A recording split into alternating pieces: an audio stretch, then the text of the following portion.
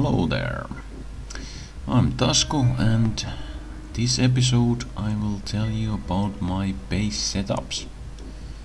In addition, I will show some of my aircrafts in action. As a matter of fact, I just got this report, and now where is it? Okay, yeah, I got it now. It's down here.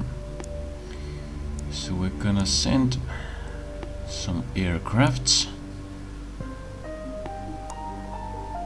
over there. Yeah, we're gonna use a Fury, and we're launching it from Indonesia base.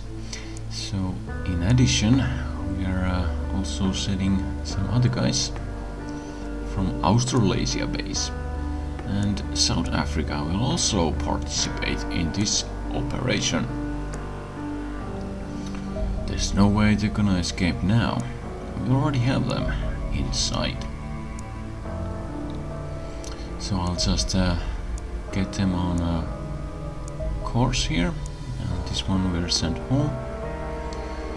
And to make things interesting, I'm going to make the Fury patrol here. It's going to be our backup if anything goes wrong. Of course, we always want to tail the target. Just pause the game and engage the enemy when you're on the tail. It's the best way to approach these alien aircrafts. So here we go. I already set the speed to full on Corsair 1. And I'm making a few moves here, just moving on side to side of the carrier here. And my Foxtrot just shot torpedoes there. Now I'm slowing down with Corsair 1. I don't need so much speed anymore. And Foxtrot can leave. And yeah, let's just take a closer look. Oh, really nice. Heavy damage there. We just need these last missiles here, and the carrier is down. The air combat gets much easier once you get to practice it a bit. Okay, I'm sending my Fury back to base. Some of you might have been disappointed that I didn't use the Fury, but don't worry. Later on the video, there will be plenty of opportunities for that. Here's my Yerba base. I'm actually building a Valkyria here. Now, I haven't been able to test it out yet, and I'm gonna quickly show the info page on Valkyria. Oh, I'm waiting to get this one. We're currently using D42 strike dropship. Now, if you want to read those texts, just pause the video and read it. Now let's take a look on my main base. Here I have a lot of hangars, and I also have a lot of manufacturing going on here, as well as research. So these are my aircrafts here. Now I'm gonna show you the Indochina base. Here I have some laboratories, lots of living quarters, actually 2. And yeah, I even have some guys here, because I really don't want to lose this base, and there's always a small risk that aliens could attack the base. These are pretty rookie guys, but at least I have a fighting chance. So, next up, let's take a look at South Africa. This is pretty basic setup. Really early start, 3 hangars, and usually like to have 2 aircrafts able to intercept smaller crafts. That's where Condor is okay. Of course, I would like to replace this Condor on every base. With Marauder you can swap out the missiles, so you can also use torpedo just like in this Foxtrot. Foxtrot is good at taking out bigger targets, but totally needs protection. First thing you should build on this base are the radar. That will give you good coverage, and you can get visual on these areas, just like you see those round radar shape. This is Australasia base. Here I have Corsairs. They are faster than the Condor, but they'll do the same thing. I would use a lot more Marauders, but however, the funding is hard to get.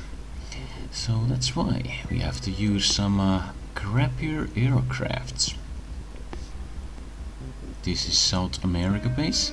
Here we have living quarters, also radar and 4 hangars. Now we also have Fury here, which will also be able to defend the other areas. Also Indochina can do the same. This gives us perfect coverage. 2 Furies are pretty ideal. They're hard to get and you cannot change the weaponry.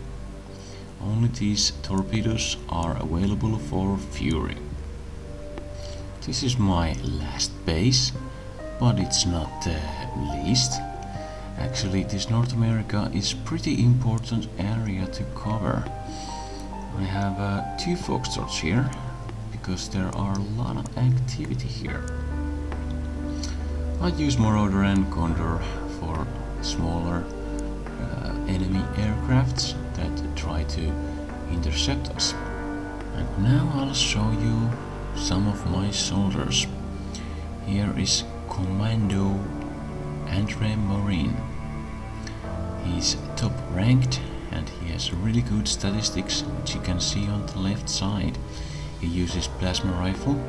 In addition to that, he can drop this shield and Scout can use it if they lose one. C4 is handy when you need another entrance, and medikit it's standard issue. Lots of ammo, lots of grenades. Yeah, that makes a good soldier. Here's a heavy guy, similar setup here. Here is one of my favorite guys. The rocket launcher is gonna be really good throughout all the game. I can quickly show you another variant. This is scatter laser. It's a heavy laser. Here's some statistics. And I'm also gonna show you the plasma version. Now, if you want to read the information, you might want to stop the video again and read it there. Now, next up will be an assault. I use them for scouting. The setup is pistol and a shield. In addition, you will have a heavy laser, for example, or a rifle. Now it's quick to swap the weapon. If you need it, just drop the shield down and swap the heavy weapon to the hand. These guys are really handy. Now I will quickly go through an early 8-man squad. 2 squads are ideal, just like this, pistol and shield. To back them up, a few snipers. Then you could have a guy with a rocket launcher and another guy with heavy weapon and a few riflemen. Now use these guys to back up your scout. That should give you pretty good results. The scout should stay alive because of the shield takes most of the damage. Give it a try. That's all I have to say about the soldiers for now. And lastly, about the dropships. All of the dropships will have pretty long range, so you can do missions pretty far away. You shouldn't try to do all of them though.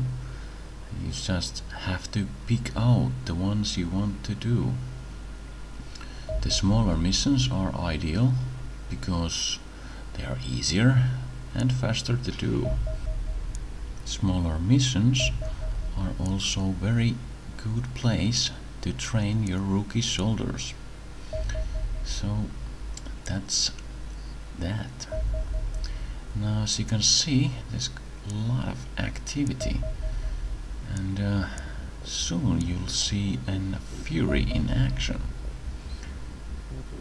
We're just closing in here, and we're just gonna use another Fury here.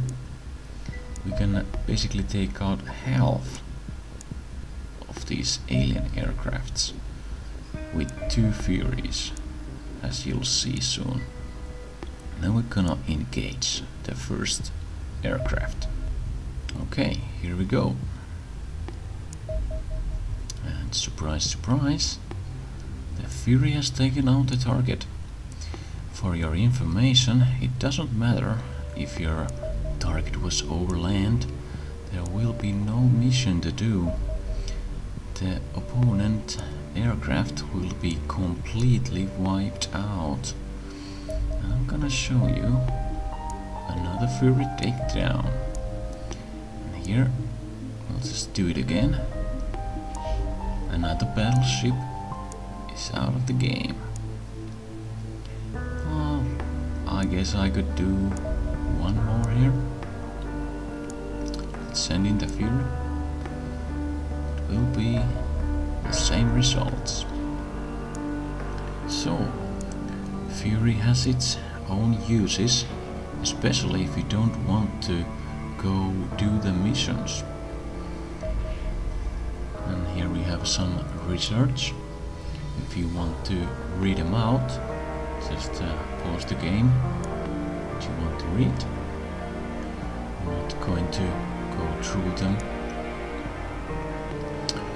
But what I really want to show is how these aliens set up the bases. Unfortunately, there was no alien aircraft there wanting to do a base. Here's our monthly performance. If you have any of this country flagged as red, it usually is a good indication that the country might have an alien base. If you fail to react on alien base, the results will be catastrophic. So send out your aircraft to scout out that particular country. And now here is another thing you can keep your eye on. There's a landing ship over there, so we should go take it down, but instead of it I'm gonna let it set the base there, and then I'll use the aircrafts to scout out the base. Now the radar will not reveal the bases, so scouting is important here. Now I'm gonna make another approach. It's landed quite a few times, and there we go, just what we feared, an alien base.